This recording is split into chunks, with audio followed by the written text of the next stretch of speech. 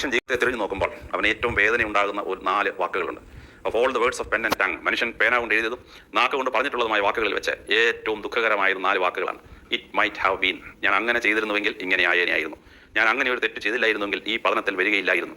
മനുഷ്യന്റെ കർമ്മത്തിൽ തെറ്റുപറ്റാം. ആ തെറ്റിനെ പറ്റി എപ്പോൾ അവൻ വ്യാകുലപ്പെടുന്നുവോ അവന്റെ ശിഷ്ട ജീവിതകാലം ദുഃഖപൂർണ്ണമായിരിക്കും എന്നാണ് പ്രസിദ്ധനായ ഇംഗ്ലീഷ് കവി നമ്മളെ ഓർമ്മിപ്പിക്കുന്നത്. പുട്ടപർത്തിയിലെ മഹാനായ സായിബാബ പ്രസിദ്ധമായ ഒരു വാചകം പറഞ്ഞിട്ടുണ്ട്.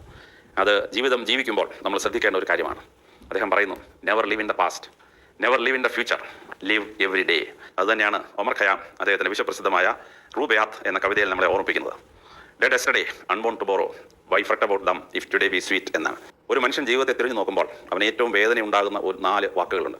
Of all the words of pen and tongue, മനുഷ്യൻ പേന കൊണ്ട് എഴുതിയതും നാക്ക് കൊണ്ട് പറഞ്ഞിട്ടുള്ളതുമായ വാക്കുകളിൽ വെച്ച് ഏറ്റവും ദുഃഖകരമായ 4 വാക്കുകളാണ്. ഇറ്റ് മൈറ്റ് ഹാവ് ബീൻ, ഞാൻ അങ്ങനെ ചെയ്തിരുന്നുവെങ്കിൽ ഇങ്ങനെ ആയേനെയായിരുന്നു. ഞാൻ അങ്ങനെ ഒരു തെറ്റ് ചെയ്തില്ലായിരുന്നെങ്കിൽ ഈ പതനത്തിൽ വരികയില്ലായിരുന്നു. മനുഷ്യന്റെ കർമ്മത്തിൽ തെറ്റുപറ്റാം. ആ തെറ്റിനെ പറ്റി എപ്പോൾ അവൻ വ്യാകുലപ്പെടുന്നുവോ അവന്റെ ശിഷ്ട ജീവിതകാലം ദുഃഖപൂർണ്ണമായിരിക്കും എന്നാണ് പ്രസിദ്ധനായ ഇംഗ്ലീഷ് കവി നമ്മളെ ഓർമ്മിപ്പിക്കുന്നത്. പുട്ടപർത്തിയിലെ മഹാനായ സായിബാബ പ്രസിദ്ധമായ ഒരു വാചകം പറഞ്ഞിട്ടുണ്ട്. അത് ജീവിതം ജീവിക്കുമ്പോൾ നമ്മൾ ശ്രദ്ധിക്കേണ്ട ഒരു കാര്യമാണ്.